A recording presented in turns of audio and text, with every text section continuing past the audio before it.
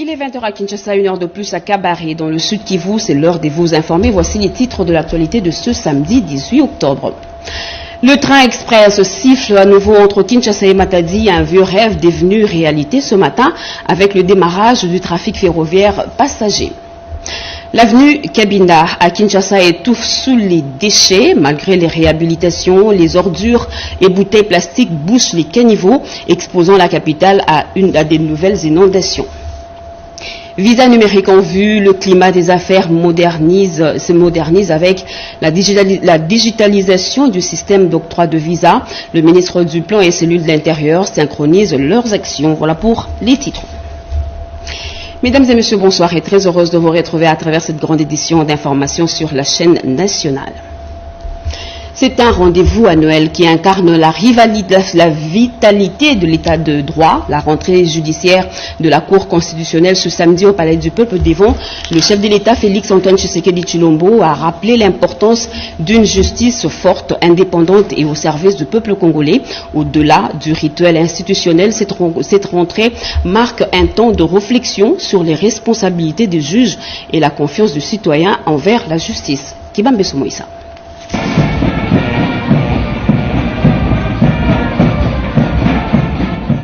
Au cours d'une audience solennelle et publique au Palais du Peuple, une audience rehaussée de la présence du président de la République Félix Antoine Tshisekedi Tshilombo, magistrat suprême, la Cour constitutionnelle a effectué sa rentrée judiciaire exercice 2025-2026 ce samedi 18 octobre 2025.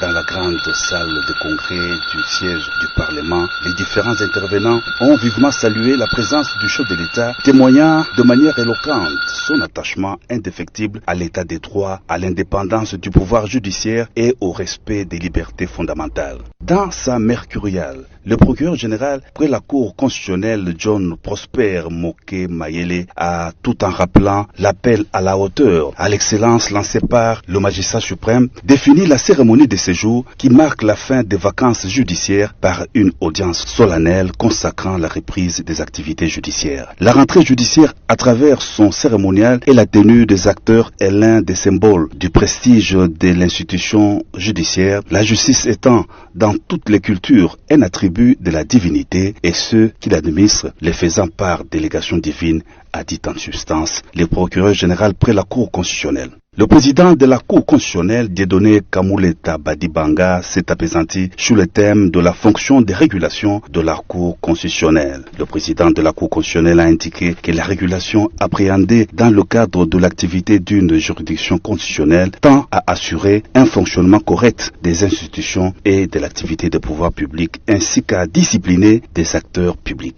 Son aspect important est de maintenir l'état des droits et de garantir la protection des valeurs démocratiques. C'est dans cette optique que la Cour constitutionnelle veille à ce que chaque branche du pouvoir, exécutive, législative et judiciaire, respecte les compétences qui lui sont attribuées par la Constitution en prévenant les abus du pouvoir, a indiqué le président de la Cour constitutionnelle, Dieudonné Kamuleta. Il a déclaré ouverte l'année judiciaire de la Cour constitutionnelle pour l'exercice 2025-2026. Je déclare ouverte l'année judiciaire de la Cour constitutionnelle pour l'exercice 2025-2026. Je vous remercie. Vendredi dernier, le président de la République, Félix Antoine Tshisekedi Tshilombo, a reçu à la Cité de l'Union africaine le président de la Chambre haute du Parlement, Jean-Michel Samaloukonde, avec qui ils ont échangé sur le fonctionnement du Sénat et aussi sur le contour autour des préparatifs ici à Kinshasa des assises de l'Union parlementaire africaine. Édité avec Rachel Foutou. La République démocratique du Congo se prépare à accueillir les assises de l'Union parlementaire africaine qui se tiendront à Kinshasa du 18 au 22 novembre prochain. Le président de la République, chef de l'État Félix Antoine Tshisekedi Tshilombo, qui tient à la bonne organisation de ces grands rendez-vous parlementaires internationaux, a échangé avec le président du Sénat, Jean-Michel Samaloukonde. Le rapport que je lui ai fait en tant que président du Sénat, c'était de dire que nous avons reçu ici le secrétaire général de l'Union interparlementaire qui est basé à Genève. Ce secrétaire général était venu dans le cadre des bons offices et parler de mettre justement et de garder à l'agenda des travaux de l'Union interparlementaire la question de la République démocratique du Congo. non seulement sur le volet sécuritaire, mais aussi sur le volet humanitaire. Et nous lui avons fait rapport de cette mission et par la même occasion l'annonce d'une délégation qui va se rendre à la prochaine rencontre justement de l'Union interparlementaire qui va se tenir incessamment du 19 au 23 de ce mois d'octobre et pour justement avoir aussi des orientations qui seraient données par le premier diplomate du pays dans le cadre de la diplomatie parlementaire que nous devons faire. Le Sénat a confirmé son appui au gouvernement congolais dans plusieurs dossiers républicains, notamment le processus de Washington et Doha pour la recherche de paix définitive en RDC. Et juste après l'audience accordée au président du Sénat, le chef de l'État a reçu le diplomate ukrainien en République démocratique du Congo.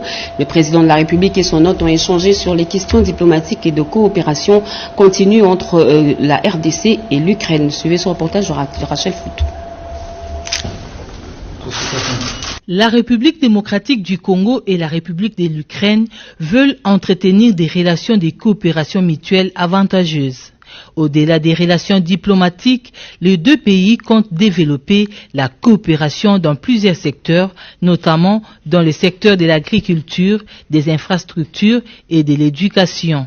Le chef de l'État Félix Antoine Tshisekedi Tshilombo a reçu ce vendredi à la Cité de l'Union africaine l'ambassadeur ukrainien Dr Vassil Amianin, et ce, après les échanges téléphoniques entre le président Félix Tshisekedi et son homologue Volodymyr Zelensky.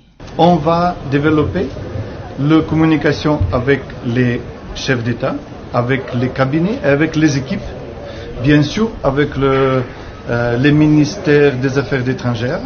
Et on va communiquer à les dossiers très important pour tous les pays.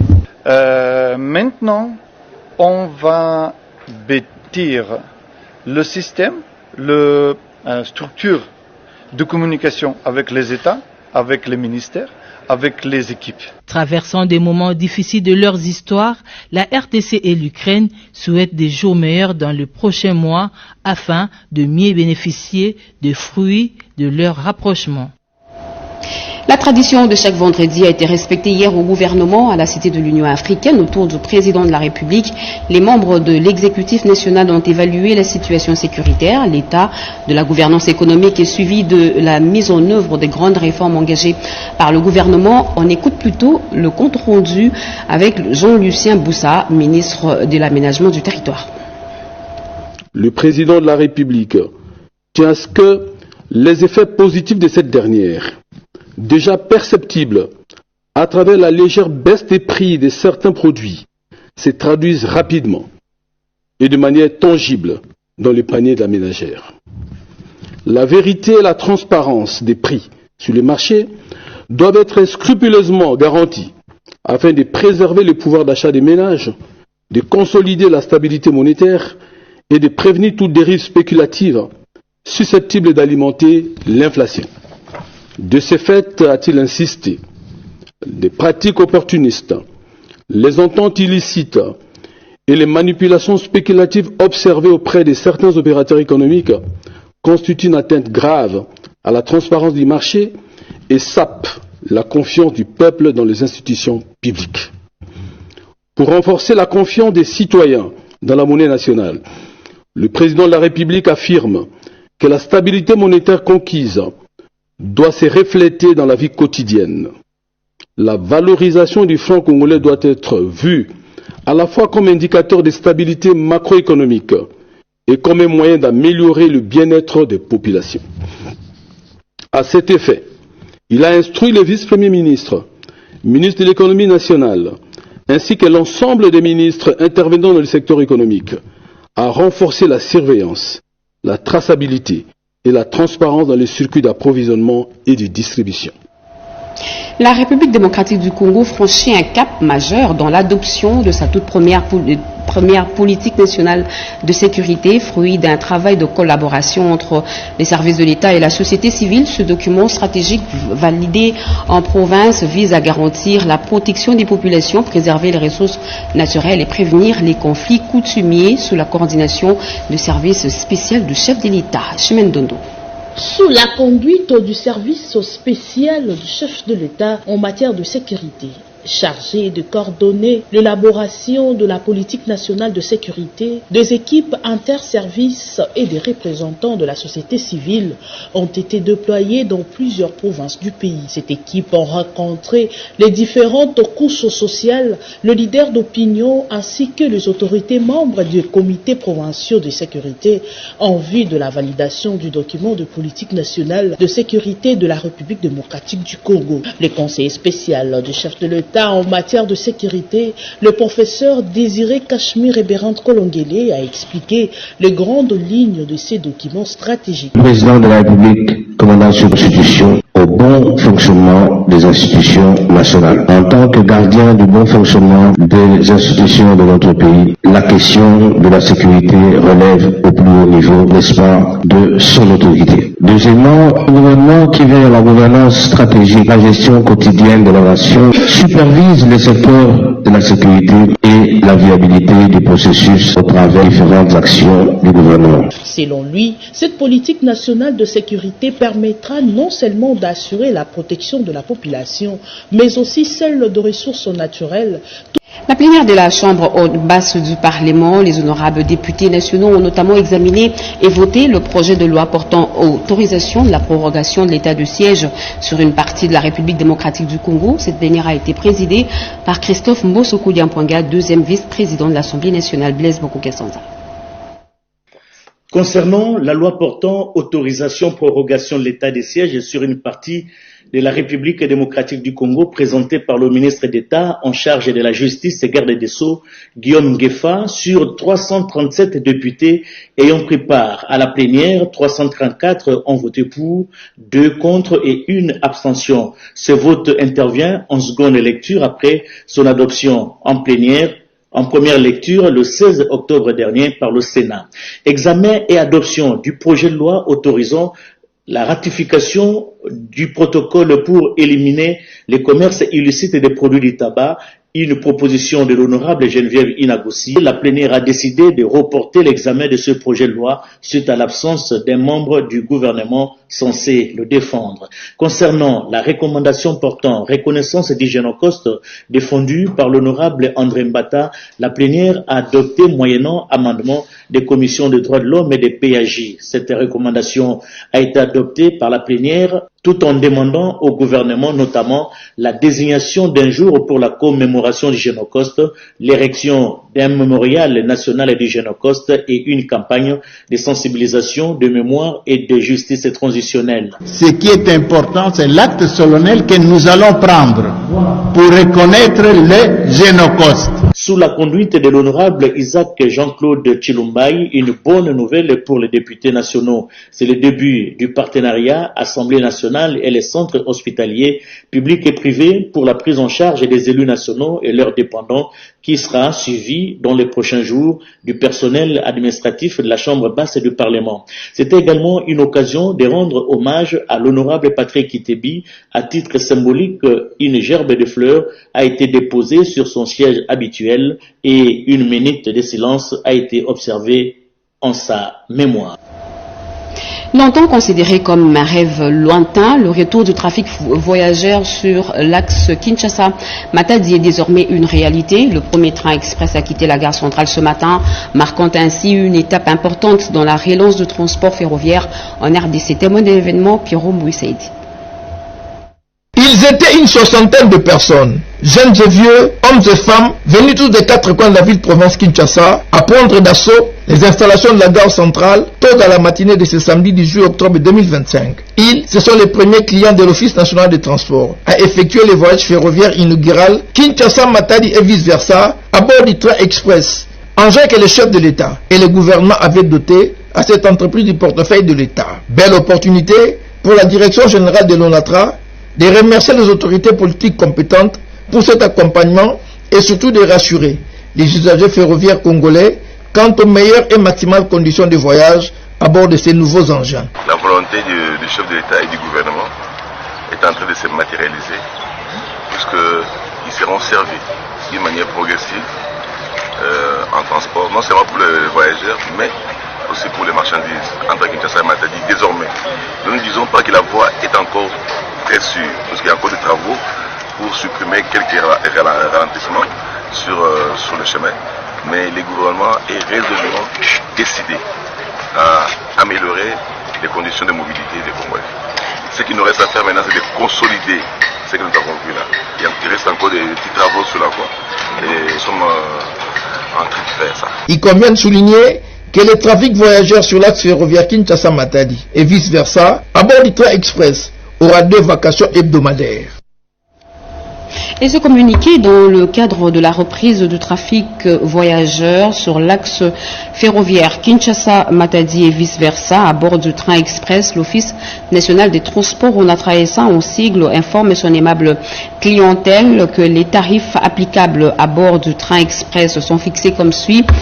Première classe, $25 par passager. Classe de luxe, $50 par passager.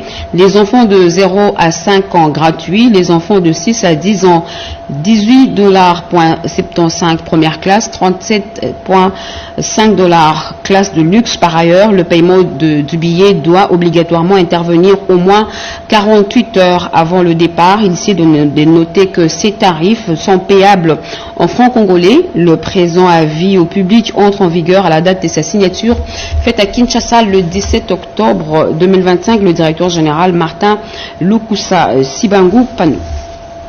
Et à Kinshasa, les inondations récurrentes trouvent souvent leur origine dans l'obstruction des caniveaux par des déchets plastiques ou ordures ménagères. L'avenue Kabinda, pourtant réhabilitée récemment, n'échappe pas à ce fléau. Au croisement des avenues des Huileries, les caniveaux sont bouchés et les riverains pointés du doigt pour leur incivisme. Iverson Kaboba.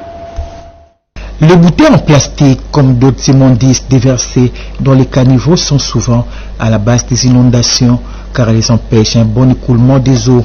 Nous sommes sur l'avenue Kabinda, sur son tronçon Mouchi-Huileries, qui après plusieurs mois de délabrement vient d'être réhabilité et ouvert au trafic il y a à peine 2 semaines. Mais hélas, bien que des efforts considérables ont été fournis de la part des autorités pour bétonner cette avenue, la population riveraine, comme les marchands, déversent des immondices dans les collecteurs curés avec insouciance. Je demanderai à l'État de mettre tous les moyens pour évacuer à temps les immondices. Quand l'État ne le fait pas, la population profite. Il jette des immondices dans les caniveaux. Quant à la population, elle doit prendre conscience que les caniveaux, ce n'est pas une poubelle. On ne jette pas les immondices dans des caniveaux. Et si vous avez des immondices chez vous à la maison, vous gardez ça quelque part et puis il y a des poussières qui passent. Tout ça, vous donnez ça aux poussières, il faut aller jeter ça à la place où convenu. Si pour certains la responsabilité est partagée, pour d'autres par contre la faute revient à la population riveraine. Ces immondices proviennent à partir de l'avenue Mouchi et du quartier Beauvant. Et pourtant, il y a un monsieur qui fait les travaux d'assainissement tous les samedis. Avec les retours de la dame pluie, il y a lieu d'interpeller les consciences, car non seulement l'eau est l'ennemi de la chaussée, les caniveaux bouchés sont à la base des inondations qui peuvent s'avérer fatales. Présent aux assemblées annuelles de la Banque mondiale et du FMI, le gouverneur de la Banque centrale du Congo, André Wameso, a multiplié des contacts. Entre mercredi et jeudi, il a pris part à plusieurs rencontres de haut niveau. Edith Chala. En marge des assemblées annuelles du Fonds monétaire international et de la Banque mondiale, le gouverneur de la Banque centrale du Congo, André Wameso, a multiplié les rencontres bilatérales et réunions de haut niveau. Le 15 et le 16 octobre, mercredi, il a accordé une audience à Oliver Jenkins, président du groupe Visa en charge des marchés mondiaux. Les échanges ont porté sur les activités de Visa en République démocratique du Congo, ainsi que sur les perspectives de collaboration, notamment dans le domaine de la digitalisation et des innovations liées aux moyens de paiement. Le gouverneur a ensuite tenu une réunion de travail avec Claudio Sgarlata, directeur général de la société Diesek Pasdevient, partenaire historique de la Banque centrale du Congo depuis 1970 dans la production des billets de banque. André Wameso a pris part à la réunion du groupe Afrique 3 au siège du Fonds monétaire international. Ce groupe composé de 17 pays africains représentés par l'administrateur Régis Nsondé a examiné le rapport du bureau de l'administrateur ainsi que le procès verbal de la précédente session d'avril 2025. Le gouverneur de la Banque centrale du Congo a ensuite participé à une séance de travail technique avec le directeur du département Afrique du Fonds monétaire international. Les échanges ont porté sur la nécessité de préserver la stabilité macroéconomique observée depuis juin 2024. Enfin, la journée du jeudi s'est clôturée par une réunion avec le directeur général adjoint du Fonds monétaire international. Et c'est un pas décisif dans la traçabilité et la certification des matières précieuses et semi-précieuses congolaises. Le ministre des Mines, Louis Watum Kabamba, a inauguré ce jeudi à Washington le tout premier siège du CEC, une ouverture stratégique qui vise à renforcer la transparence et la crédibilité du secteur minier congolais. Images et commentaires.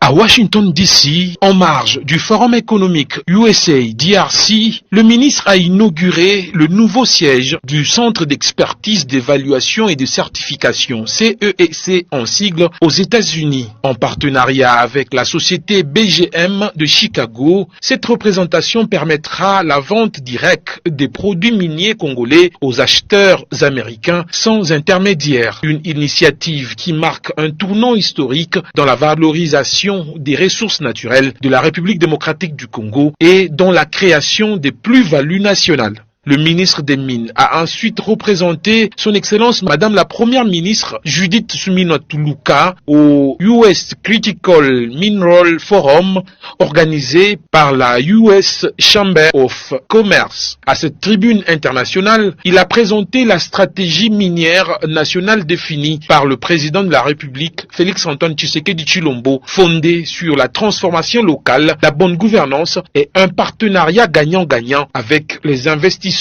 Le ministre a invité les partenaires américains à investir massivement dans la Greenfield Exploration et à exploiter le potentiel de la RDC à travers les technologies innovantes, notamment l'intelligence artificielle et les outils géospatiaux pour une exploration moderne et durable des minerais critiques. La journée s'est conclue par la participation du ministre au forum sur le corridor de Lobito, projet stratégique reliant la République démocratique du Congo, la Zambie et l'Angola, symbole du forum RDC et USA. La DG de l'ONAPAC, Mimi Monga Numbi, a su séduire les investisseurs américains, les encourageant à s'intéresser à l'agriculture congolaise. Marc Mangazakalala.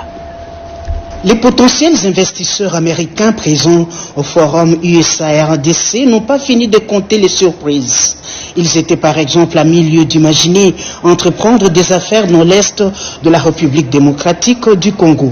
La directrice générale de l'Office national des produits agricoles du Congo, Mimi Monga Numbi, accompagnée de quelques opérateurs agricoles de Béni, leur en a fourni la parfaite illustration. Nous nous retrouvons ici à Washington dans le cadre du forum RDC-USA sur le marché AGOA. C'est dans ce cadre que j'ai eu à présenter d'abord la note de notre ministre d'État, le ministre de l'Agriculture, de la Sécurité alimentaire. Et ensuite, je vais parler de l'ONAPAC pour présenter nos produits. C'est présent dans des produits pérennes destinés à l'exportation. Ces marchés n'étaient pas connus ici, ni notre agent, ni notre établissement public non plus. Ils sont très intéressés pour accéder à pour voir dans quelle mesure et c'est surtout que je vais vous dire c'est un narratif de la guerre de la RDC, mais qui prétexte pour enlisser la République démocratique du Congo. J'ai été accompagné par des opérateurs de Béni, de l'Est de la République, pour prouver aux Américains que les affaires sont possibles même à l'Est de la République démocratique du Congo. Il s'y est de signaler que la directrice générale de l'ONAPAC a représenté à ses assises le ministre d'État en charge de l'agriculture, Moïndo Nzangi. Le projet PEJAB s'étend au Congo central. 60 jeunes agro-entrepreneurs de la province viennent d'obtenir un financement grâce au soutien des institutions microfinance avec l'appui de la Banque centrale du Congo. Joël Makela. La jeunesse au front de l'agriculture pour un développement durable. C'est une nouvelle étape historique que vient de franchir le projet d'entrepreneuriat des jeunes dans l'agriculture et l'agrobusiness PEJAB.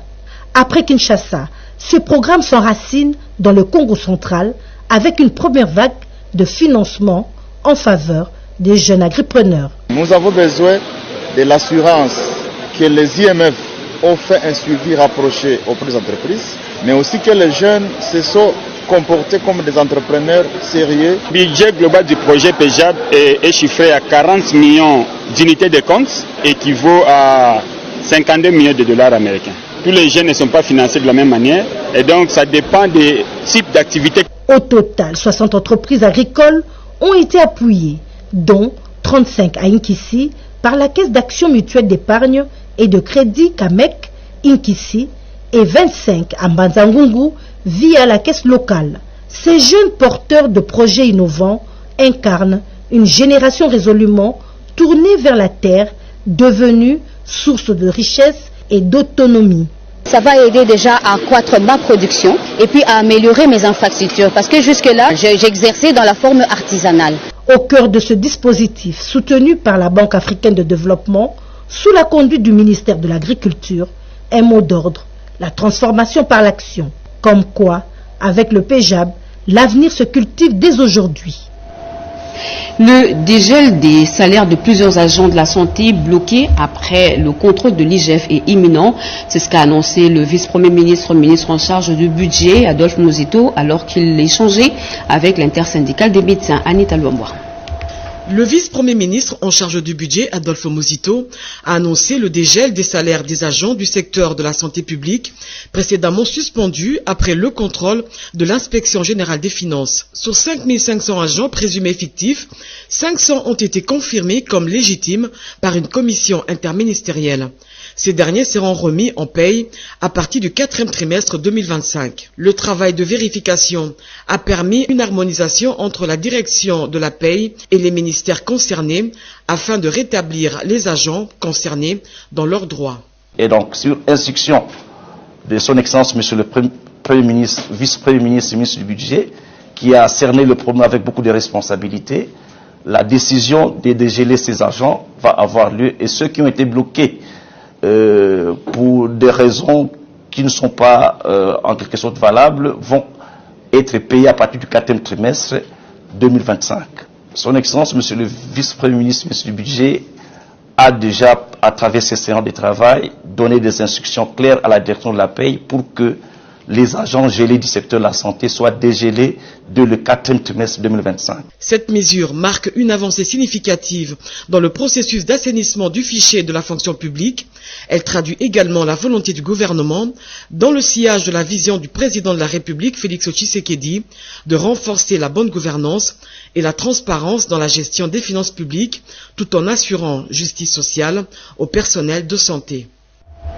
La digitalisation du processus d'octroi de visa piloté par la Direction générale des migrations fait partie des réformes clés du secteur de l'intérieur. Le sujet a été au cœur d'une séance de travail entre le ministre d'État, ministre du Plan, Guylaine Nyembo, et son collègue de l'Intérieur, Jacques Chabani, dans l'objectif de vulgariser le tableau numérique de suivi des réformes. Peggy Mukunda.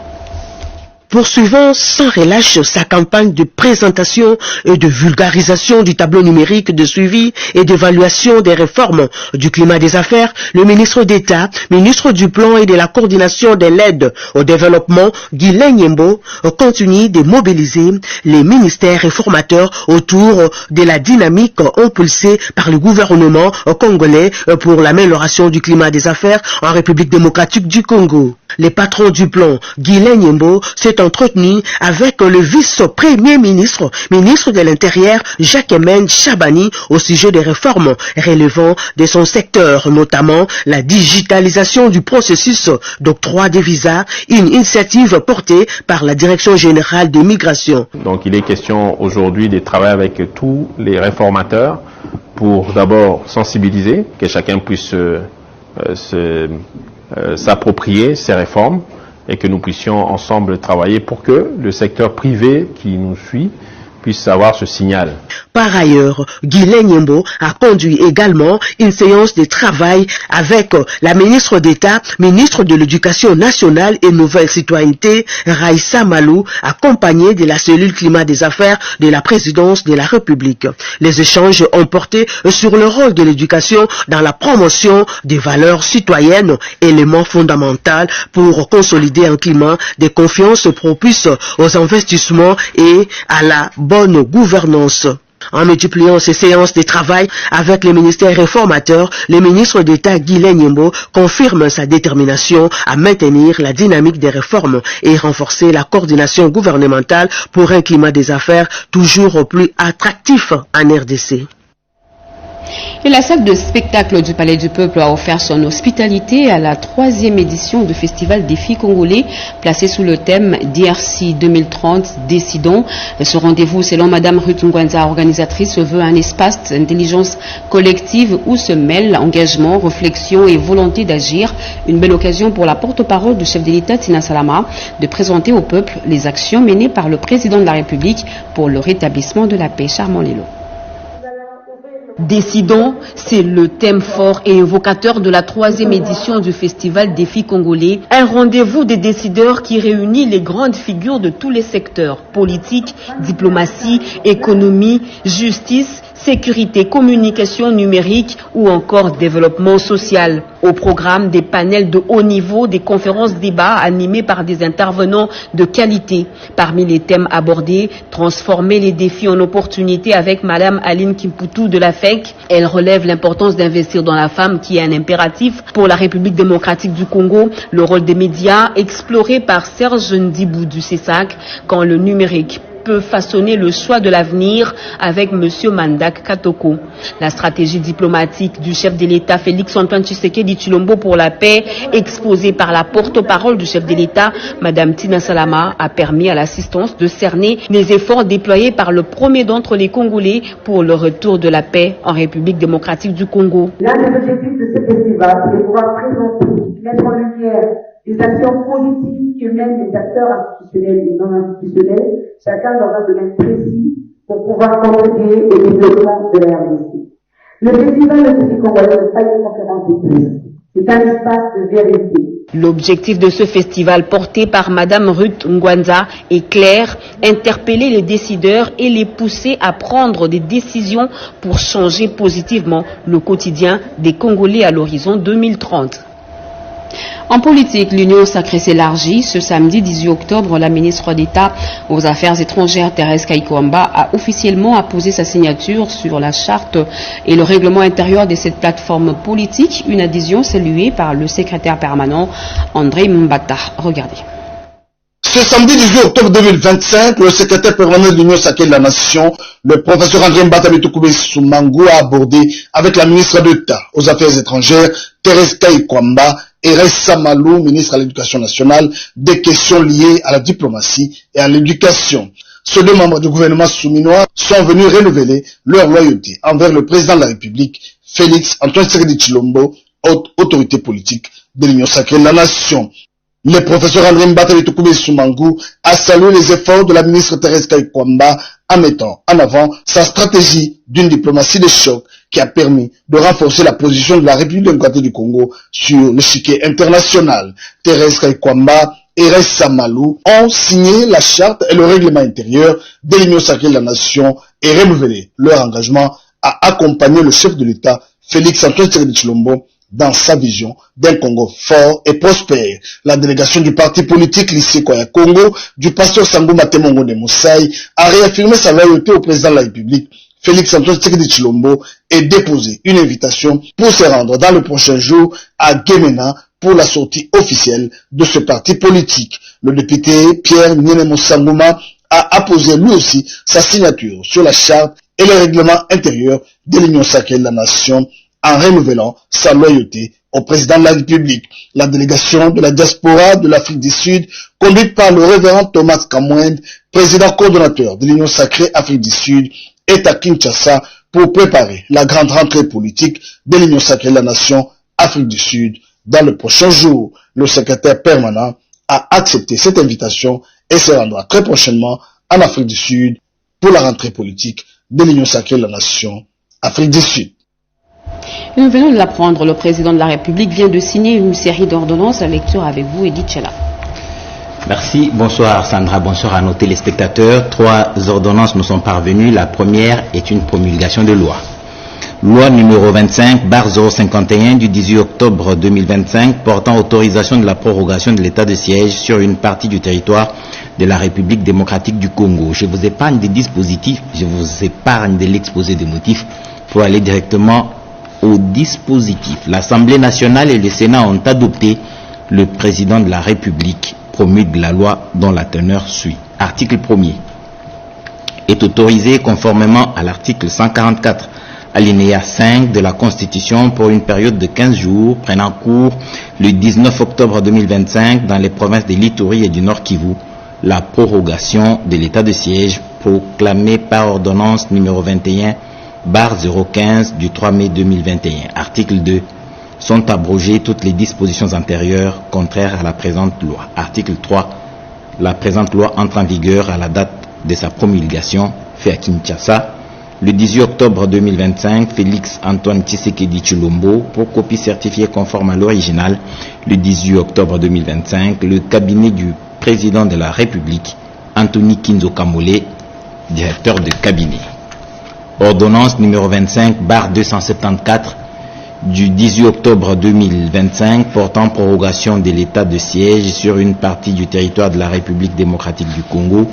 Le président de la République, vu la Constitution telle que modifiée par la loi numéro 11/002 du 20 janvier 2011 portant révision de certains articles de la Constitution de la République démocratique du Congo du 18 février 2006, spécialement en ses articles 61, 69, 79, 85, 144, 145 et 156 alinéa 2, vu la loi numéro 25/051 du 18 octobre 2025 portant autorisation de la prorogation de l'état de siège sur une partie du territoire de la République démocratique du Congo, spécialement en son article 1er, vu tel que complété à ce jour l'ordonnance numéro 21/015 du 3 mai 2021 portant proclamation de l'état de siège sur une partie du territoire de la République démocratique du Congo, spécialement en son article 1er, vu tel que modifié et complété à ce jour l'ordonnance numéro 21/016 du 3 mai 2021 portant mesure d'application de l'état de siège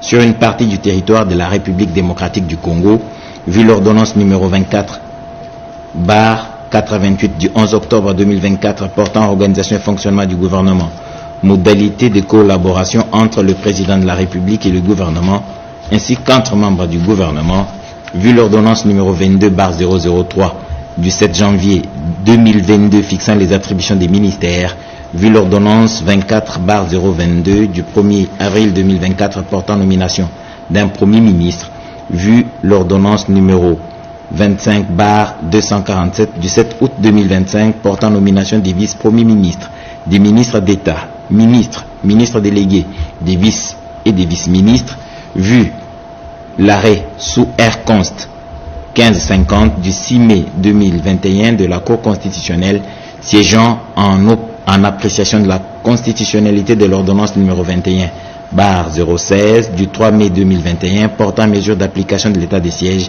sur une partie du territoire de la République démocratique du Congo, vu la nécessité et l'urgence, le Conseil des ministres entendu ordonne.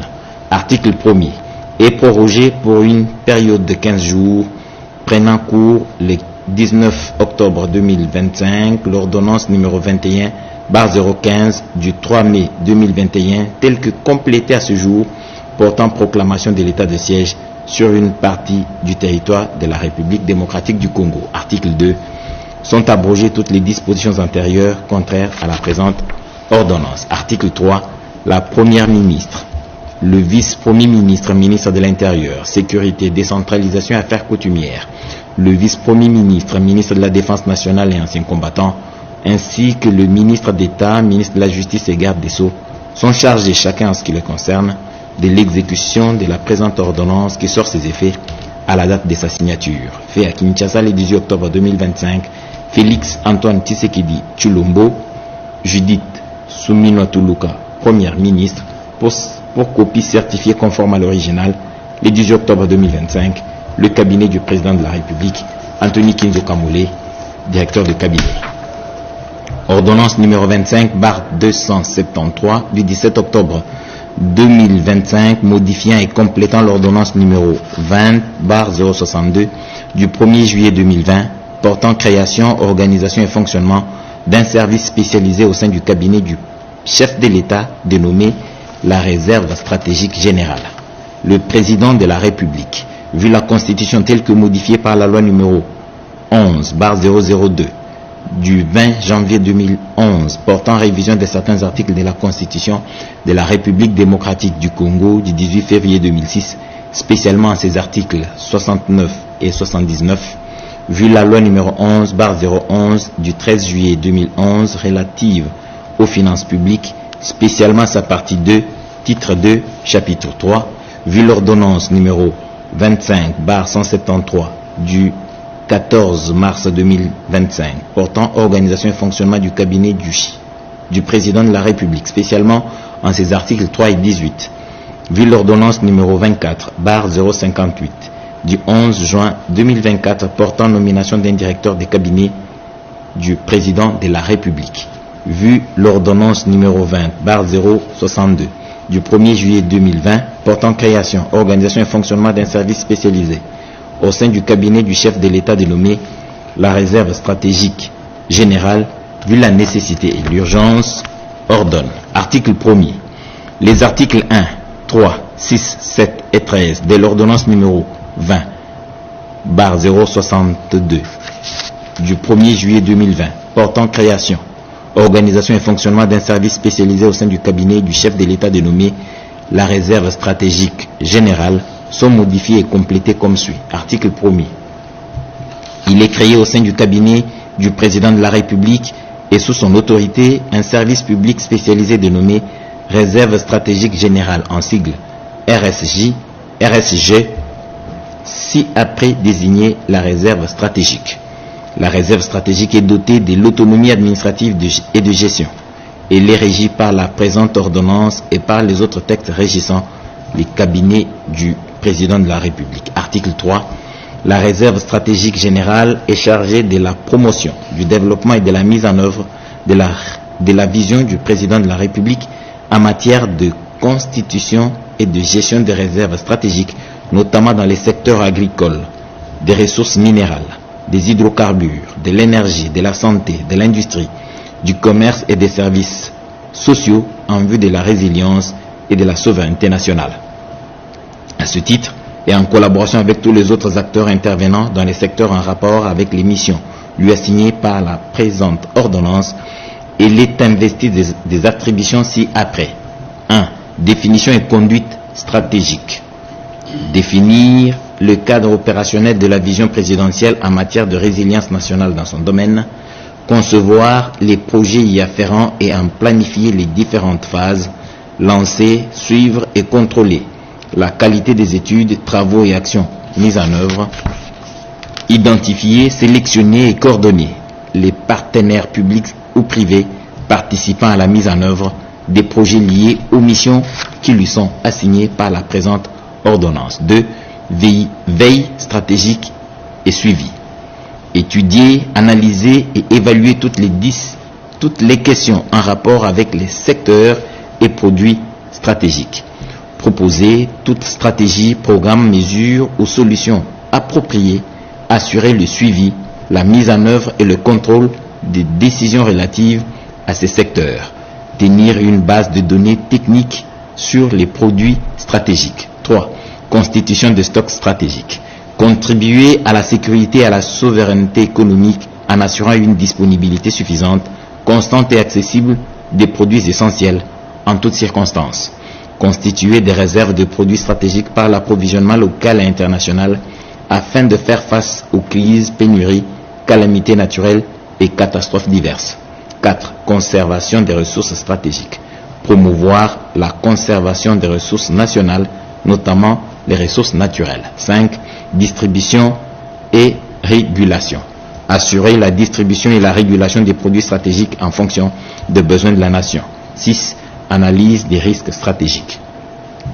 Réaliser une analyse prospective, multidimensionnelle et continue des risques géopolitiques, sanitaires, environnementaux, logistiques, susceptibles de menacer l'approvisionnement national, identifier les vulnérabilités majeures et les biens stratégiques à sécuriser en priorité.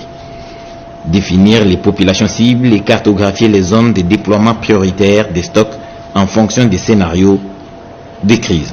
Mettre à jour régulièrement la liste de produits essentiels à stocker. 7. Coordination et supervision.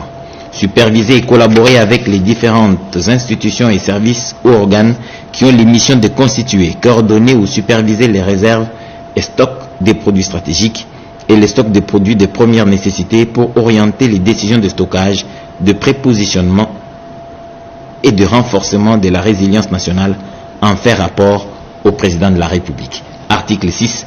Le comité de pilotage est l'organe d'orientation et de surveillance de la réserve stratégique. Il assure le suivi permanent de l'exécution de sa mission dans le respect de la vision et des objectifs fixés.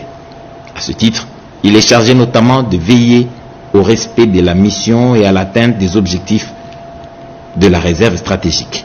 Valider la liste des produits dits stratégiques proposés par la coordination, approuver le plan de travail, la feuille de route, les budgets et les rapports sur la gestion des réserves stratégiques. S'assurer de la bonne mise en œuvre des documents approuvés. Article 7. Le comité de pilotage est composé de 3 délégués du cabinet du président de la République, des membres de la coordination de la réserve stratégique, d'un délégué de la primature, d'un délégué de chacun des ministères ayant dans leurs attributions les secteurs suivants: économie, budget, finances, agriculture, développement rural, pêche et élevage, mines, hydrocarbures, environnement et développement durable et santé. Il peut faire appel, selon le cas, à toute personne dans le cadre de la réalisation de sa mission. Il est présidé par le président de la République ou son délégué et fonctionne conformément au règlement intérieur de la réserve stratégique générale. Il se réunit en séance ordinaire une fois le semestre sur convocation de son président. Article 13. Les ressources de la réserve stratégique générale sont constituées notamment d'une dotation émargeant au budget de l'État, des produits d'exploitation, des emprunts pouvant, si nécessaire, bénéficier de la garantie de l'État, des financements et appuis budgétaires spécifiques des partenaires techniques et financiers, des dons, legs, libéralités, d'une redevance destinée à financer les stocks ainsi que les infrastructures de stockage de la réserve stratégique à insérer dans l'ordonnance loi portant nomenclature de droits, taxes et redevances relevant du pouvoir central. Cette redevance est générée par l'utilisation des infrastructures de la réserve stratégique générale et les prestations de services de la réserve stratégique générale, de toute autre ressource prévue par des textes particuliers. Afin de financer ces activités, la réserve stratégique peut également recourir au partenariat avec les structures du secteur public ou privé intéressées par l'un ou l'autre de ces projets dans le respect des dispositions légales et réglementaires en la matière. Elle peut également bénéficier de l'appui des partenaires au développement ou des privés dans les conditions à convenir en collaboration selon les cas avec les ministères ayant les finances et ou les plans dans leurs attributions mandatées à cet effet. Son patrimoine est aussi constitué de dons et autres subventions ainsi que de tout actif, crédit, biens meubles et immeubles, biens corporels et incorporels ayant appartenu, ayant été alloués ou affectés à l'ancienne réserve stratégique générale dissoute par le décret numéro 20/016 du 20 mai 2020, lesquels crédits ou biens sont ainsi transférés à la réserve stratégique générale en tant que service spécialisé du cabinet du chef de l'État en même temps que les obligations de l'ancienne réserve stratégique générale. Dans un délai de 3 mois à compter de l'entrée en vigueur de la présente ordonnance, la réserve stratégique générale devra dresser l'état de la situation de ses ressources qui pourront s'accroître de tout autre bien ou fonds mis à disposition pour son fonctionnement. Article 2. Il est ajouté à l'article 3 bis, 15 et 16 ainsi libellé. Article 3 bis. Au sens de la présente ordonnance, il est entendu par 1. Produits stratégiques. Les produits dont la consommation est essentielle pour le soutien à la mission des forces de l'ordre et de l'armée, alimentation de base générale de la population, les soins de santé essentiels de base, la matérialisation des stratégies du gouvernement en matière de développement et de souveraineté nationale. Les autres produits présentant un caractère ou un intérêt stratégique pourront être déterminés le cas échéant par une ordonnance spécifique du président de la République sur proposition du comité de pilotage de la réserve stratégique générale. 2. Réserve. Quantité de biens mises de côté pour un usage futur ou préventif dans le but d'anticiper un besoin futur ou exceptionnel. 3. Stock stratégique. Réserve constituée à l'échelle nationale pour prévenir les crises majeures dans le but d'assurer la résilience nationale et la continuité des services vitaux en cas de crise. Il s'agit notamment de produits essentiels à la sécurité alimentaire, notamment les céréales. 2. Produits énergétiques stratégiques, notamment le carburant. 3. Produits destinés aux soins de santé essentiels, notamment les produits pharmaceutiques essentiels. 4. Stock de sécurité. Stock minimal destiné à couvrir les imprévus dans les opérations logistiques dans le but d'éviter les ruptures d'approvisionnement dues à des aléas, retards, pics de demande. Article 15. Pour sécuriser ses ressources vitales pour la souveraineté économique et les sécurités alimentaires et sanitaires et retracer les flux financiers liés à son activité, la réserve stratégique générale bénéficie d'un dispositif d'affectation spéciale au sens du chapitre 3 du titre 2, article 55 à 58 de la loi numéro 11/0011 du 13 juillet 2011 relative aux finances publiques. Article 16. Les ministres ayant le budget et les finances dans leurs attributions sont chargés de traduire les dispositions de l'article 15 dans la loi des finances. Article 3. Le directeur du cabinet du président de la République est chargé de l'exécution de la présente ordonnance qui entre en vigueur à la date de sa signature. Fait à Kinshasa le 17 octobre 2025, Félix Antoine Tshisekedi Tshilombo, pour copie certifiée conforme à l'original, le 17 octobre 2025, le cabinet du président de la République, Anthony Kinzo Kamole, directeur de cabinet. Voici donc lu les ordonnances Sandre Nyangui pour que personne n'en triture le contenu. Voilà, justement, et à ce communiqué, la Direction générale de la radio-télévision nationale congolaise, RTNC, informe l'opinion que la nouvelle circulant sur la toile, selon laquelle la RTNC aurait publié une série d'ordonnances présidentielles nommant plusieurs mandataires au sein des entreprises publiques est fausse. Elle constitue une fake news. Toutefois, elle tient à préciser que les récentes ordonnances présidentielles lues sur la chaîne nationale en date du 15 octobre 2025 ont concerné les institutions et personnalités ci-après. 1.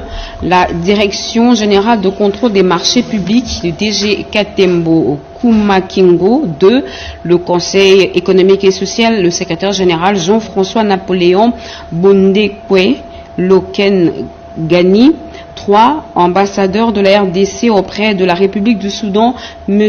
Wabenga Kaleboteo. 4. Chancellerie des ordres nationaux, admission à titre posthume dans l'ordre national, héros nationaux Kabila Lumumba au grade de commandeur, M.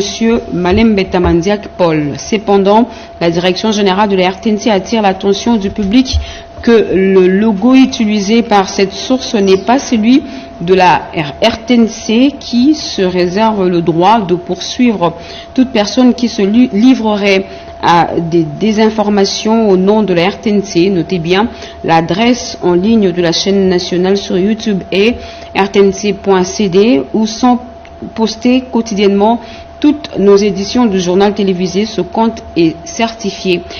Toute autre adresse utilisant le logo de la RTNC n'engage pas la chaîne nationale. Fait à Kinshasa, le 18 octobre 2025, le directeur général Sylvie Elingue Nyembo. Voilà qui met fin à ce journal, mesdames et messieurs. Merci de l'avoir suivi. Merci à vous qui nous suivez à Kabaré, dans le sud Kivu et partout ailleurs sur satellite. Ce journal a connu le concours rédactionnel de Gauthier Kiesidienne Balaka sous la supervision